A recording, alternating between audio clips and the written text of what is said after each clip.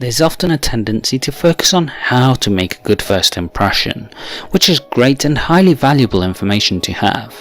However, a first impression can also be ruined without you realizing, resulting in lost opportunities or relationships where there may have been potential. Therefore, we look at 5 things that make a bad first impression. Number 1. Weak handshake. Let's be absolutely clear. When you shake another person's hand, you shouldn't be aiming to send them to the hospital with some broken bones. However, a firm handshake is recommended when meeting people, as it shows confidence and can give a sense of warmth to the other person. The key is to avoid a weak or wet fish handshake, which studies have shown people with a limp handshake are judged as being shy, anxious, less open, and lacking in ability. So be firm, reciprocating the other person's pressure and holding the handshake for 2 to 3 seconds for a good handshake. Number 2. No eye contact.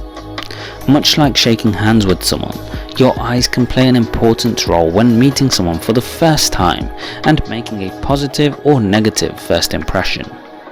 If you make eye contact, it shows confidence and engagement, making it easier for the other person to connect with you when they speak about certain subjects or aim to build rapport. However, failing to make eye contact can make you appear uninterested, lacking confidence, or anxious, qualities that are generally less attractive. This doesn't mean you have to stare, but regularly make eye contact through the course of a conversation, especially when listening. Number 3. Chewing gum. Chewing gum can be argued as a strange one, as it's totally dependent on circumstance and context of who you are meeting in that particular moment. For example, if you go out casually to meet someone and are chewing gum, it can appear friendly and relaxed, which are attractive qualities in that environment. However, for formal situations or in the workplace, it is often best to avoid gum as it can appear immature and childish, at the same time appearing unprofessional. However, use your judgment though, as I regularly chew gum towards the end of the day at my workplace, but I'm aware that it's accepted where I work and I'm not meeting people for the first time, having already built up a reputation of professionalism with my colleagues. Number 4.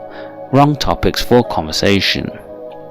Again, with conversation topics, context and circumstance are critical in understanding what's appropriate and what isn't.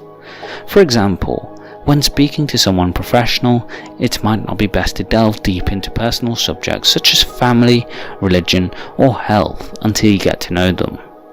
This is because they might feel uncomfortable when speaking about these things and need time to build a rapport and relationship with you first. However, some of these might be acceptable in a more personal or social circumstance, such as asking about what family someone has when you're on a date. Number 5. Invading personal space.